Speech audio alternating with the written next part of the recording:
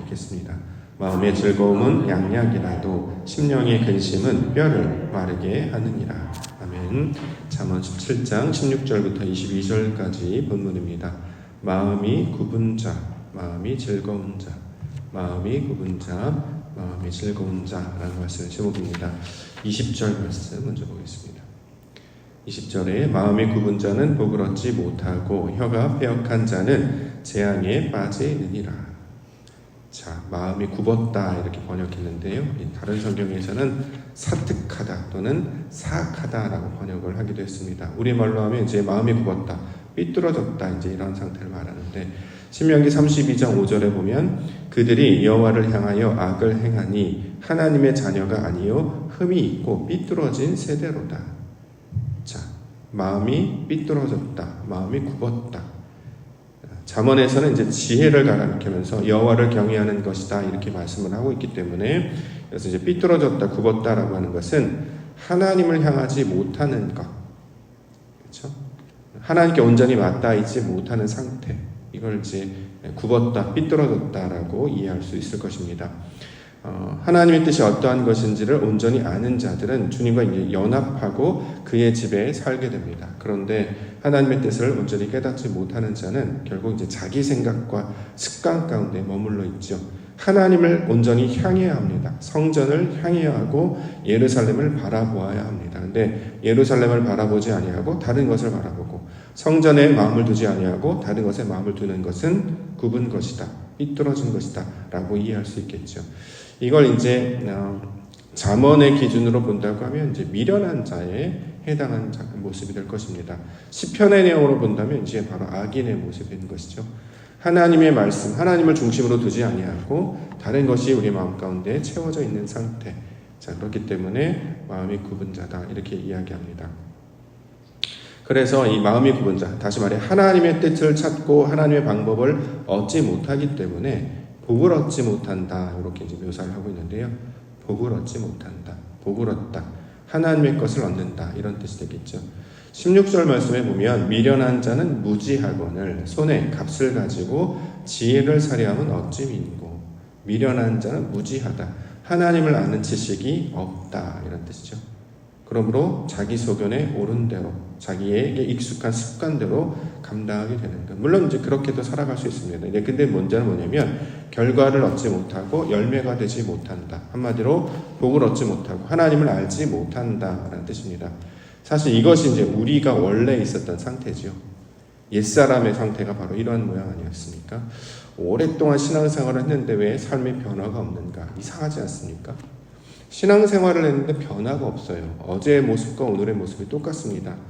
좋은 것이 발전되면 상관이 없습니다만 우리 신앙 어떤 습관이나 태도도 저는 여기에 이제 포함이 된다고 생각합니다. 사람이 달라지면 눈빛도 달라지고 감정도 달라지고 역시 행동도 달라집니다. 왜냐하면 말씀이 육신이 되어서 체화되어서 삶으로 살아내지기 때문에 믿음이 달라지면 눈빛도 달라지고 얼굴빛도 달라지고 말도 달라지고 행동도 달라져야 된단 말이죠. 그런데 오랜 신앙생활을 했는데 달라지지 않아요. 신기하다 이런 생각을 합니다. 신앙도 더 성숙한 방향으로, 성장하는 방향으로, 온전한 방향으로 나아가야 그것이 옳은 것이 아니겠습니까?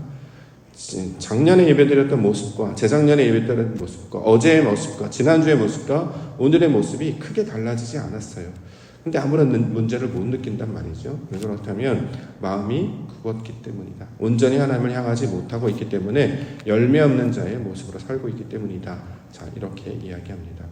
그러다 보면 대표적으로 나타나는 특징이 뭐냐면 말이 달라지지 않는다라는 거죠.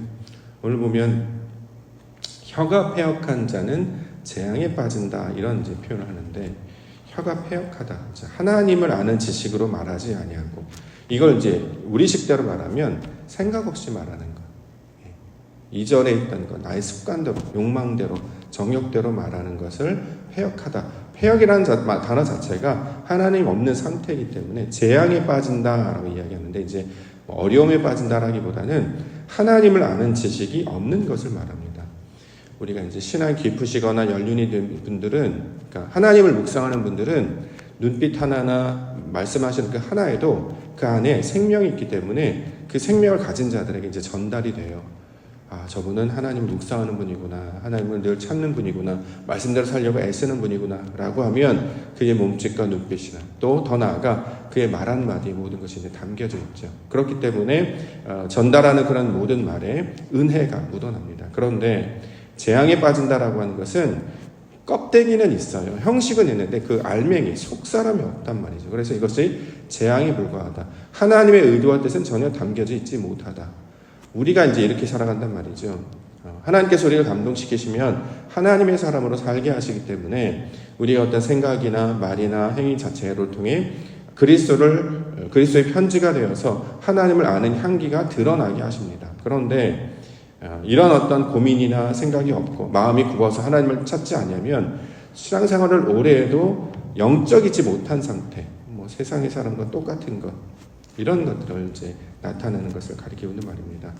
근데 누구도 우리의 신앙을 돌아보도록 강조한다거나 권면한다거나 또는 혼을 낸다거나 또는 권면한다, 이런 이야기, 그러니까 생각이 부딪혀보거나 도전해보지 못했기 때문에 대부분의 사람들은 내 신앙이 바뀌어져야 되겠다, 돌이켜져야겠다라고 생각하지 않습니다. 그렇다 보니까 아무런 문제가 없죠. 근데 문제가 뭐냐면 복이 되지 못한다, 복을 얻지 못한다. 하나님을 깨달아 아는 지식이 날마다 열매로 맺어지고 우리의 이제 인격이나 어떤 말에 체화되어서 이것이 드러나야 되는데 그러지 못하는 것을 나타내는 말입니다. 지금은 괜찮죠. 근데 이제 문제는 결정적일 때 이제 열매 없는 모습으로 나타나기 때문에, 마치 이스라엘 백성들이 40년 동안 광야를 방황했을 때 가나안 땅에 들어가지 못하는 것처럼 신앙생활은 오래 했는데 그 결론에 열매가 없다고 하면 참 그건 헛된 일 아니겠습니까? 요즘에 이런 생각 때문에 참 많이 마음이 어려운데 5년, 6년, 7년, 10년, 15년, 20년 그래서 어떤 모양이 될까? 어떤 열매를 맺게 될까? 어떤 기대감이나 소망이 생기게 되면 이제 의욕이 생기고 마음에 불붙는 것 같은데 또 거기에 대해서 또 아무런 변화가 나타나지 아니하고 마치 광야에서 외치는 소리같이 또 벽에다 대고 외치는 소리 같은 이야기를 할 때 그러면 이게 언제까지 해야 될까? 어느 때까지 해야 될까? 아무것도 없을 때 보니까 왜 이런 생각이 드는가 보니까 마음이 굽었기 때문이에요. 그러니까 사람이나 환경을 바라보기 때문에 하나님께 그 벽을 뚫고 휘장을 뚫고 하나님께 상달되도록 하늘에 닿는 목소리가 되어야 되는데 자꾸 사람의 외침이 되다 보니까 이제 복이 되지 못하고 결국 그 재앙에 빠지는, 그러니까 자기의 생각과 환경과 보여지는 것 가운데 마음이 머물러지게 돼. 이게 재앙이라는 거예요. 우리 가운데 어려움을 당하고 예를 들어 기근이나 전염병이나 전쟁이라서 구체적으로 우리가 해를 당하는 게 재앙이 아니라 하나님을 알지 못하는 상태가 재앙이란 말이죠. 어둠 가운데 있기 때문에 이게 재앙이 된다는 거예요. 그것이 바로 미련한 자요, 악인이요, 마음이 굳은 자의 모습.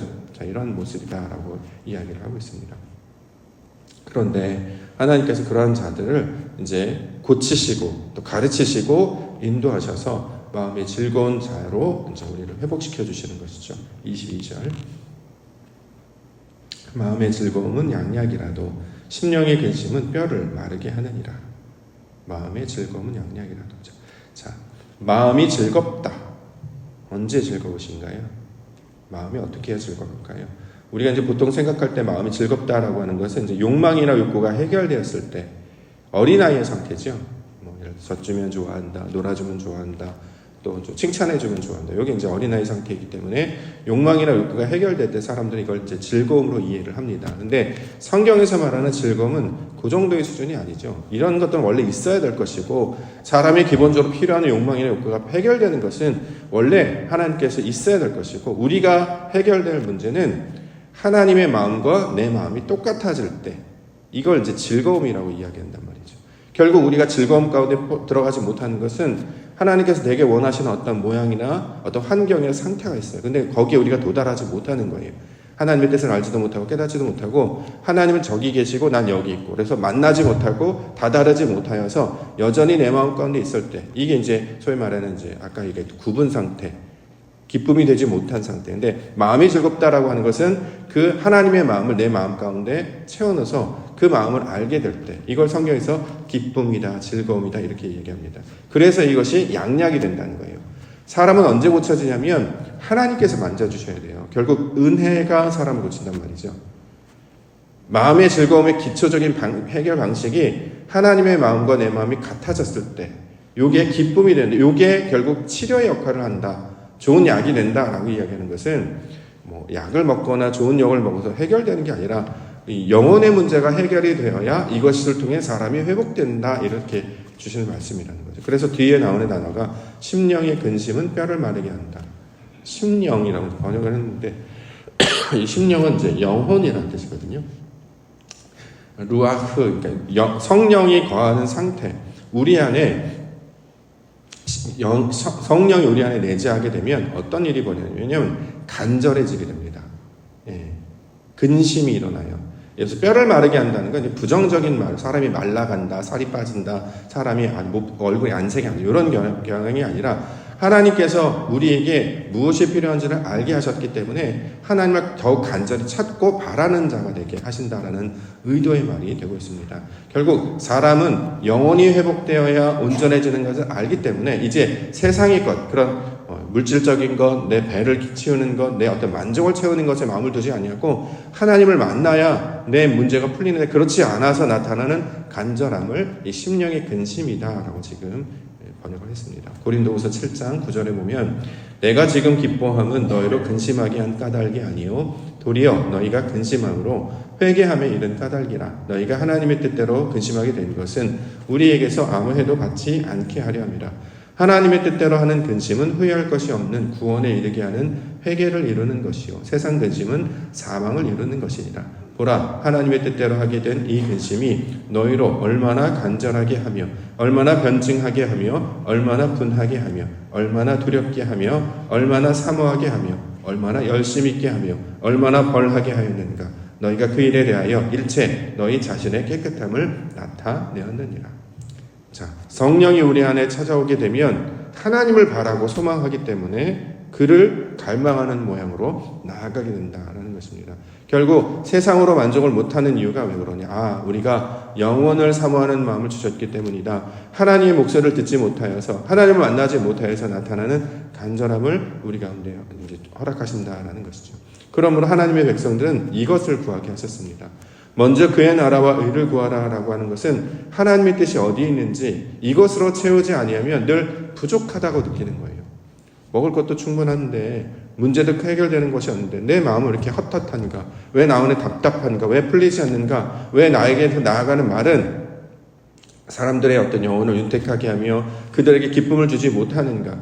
내게 하나님이 없고 내게 진리가 없고 생명이 없는 것은 아닌가? 늘 하나님 안에 간절함으로 나타나게 된다라는 거죠. 이것이 이 악인에서 의인으로 바꾸시는, 미련한 자에서 지혜로운 자로 바꾸시는 하나님의 역사가 된다라는 것입니다. 그래서 문자적으로 보면 옳은 것과 그른 것, 또 유익한 것과 유익하지 않은 것을 딱 이분법으로 나눈 것 같은데 실제적으로는 우리로 하나님을 더욱 간절히 사모하는 마음으로 찾기 위해서 우리의 지금 현재 상태가 어떤 것인지를 진단하도록 주시는 말씀으로 이 말씀을 받을 수 있을 것입니다. 지금까지는 늘 내 방법대로 해왔어요. 그래서 손의 값을 가지고 지혜를 사려고 시도했던 것이죠. 이런 방식으로, 사람의 방식으로 자기가 가진 습관적인 어떤 능력과 환경으로 이런 걸 감당하려고 했는데 이제 하나님께서 우리 가운데 요구하시는 것은 그 심령의 만족함을 찾을 수 있도록, 그 간구하도록, 지혜를 간절히 바라도록, 그래서 늘 소위 말하는 님을 기다리는 그 여인과 같은 마음을 우리 가운데 허락하셔서 하나님으로 만족함을 얻게 하여 주셨습니다. 이것을 우리로 허락하셔서 기도의 자리로, 예배의 자리로 나오게 하시는 것이죠.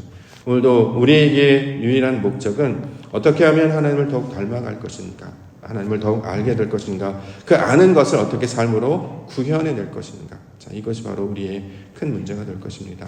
우리 안에 주시는 하나님의 말씀을 우리 양식으로 삼아서 우리의 속사람이 변화되게 하시고 우리의 마음이 다른 것으로 굽어지지 아니하고 하나님의 것으로 채워지게 하여 주시고 우리에게 나아가는 눈빛과 말들도 하나님의 것이 되게 하여 주시옵소서. 이것이 되지 못하여 하나님을 온전히 담아내지 못하여 나타나는 간절함으로 오늘 말씀을 받으시고 하나님의 나라와 뜻을 구하며 기도 가운데 나아가시는 성도님들 되시기를 주의 이름으로 간절히 축원합니다.